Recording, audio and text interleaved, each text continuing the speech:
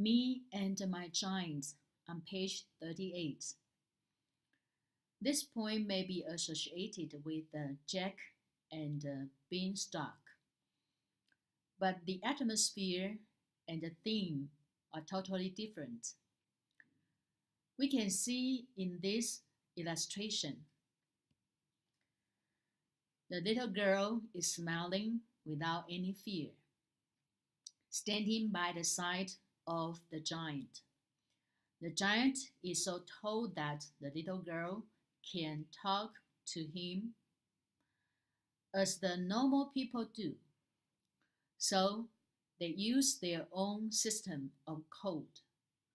The word code is very important in children's world. It is the secret and the special way of communication between kids. Next, the word dim in the second stanza, the first line. When the daylight dim, grows dim, I talk with him. Dim and him rhyme. Dim means not just about the weather, but also about the moon. And it's impossible for the little girl to go down the mushy sand. She is so small to bury herself there. So here we can see the atmosphere of imaginary fantasy in the poem. But on the other hand, it implies the real condition when the little kid is moody. She would like to talk to her giant.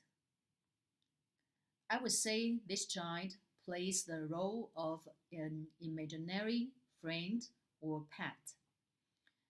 Every kid has an imaginary friend to accompany them to go through the loneliness and the sad moments.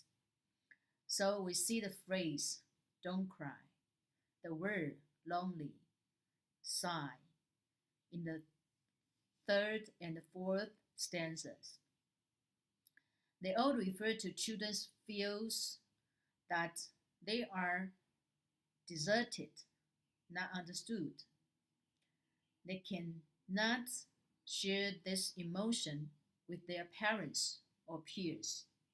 So they share their feelings, emotions, and sorrows with the imaginary friends. That's why the girl uses the word mine. They use very simple code system, and their words also simple too. Some words like hello, how are you? Don't cry. Or some chat like does it look like rain? And I will scratch you a joke. Or something like it's very nice to feel your scratch again. I'm lonely here. Today an eagle smiled as she flew by. Hoots, I just bumped my head against the moon. And then finally they have to say goodbye.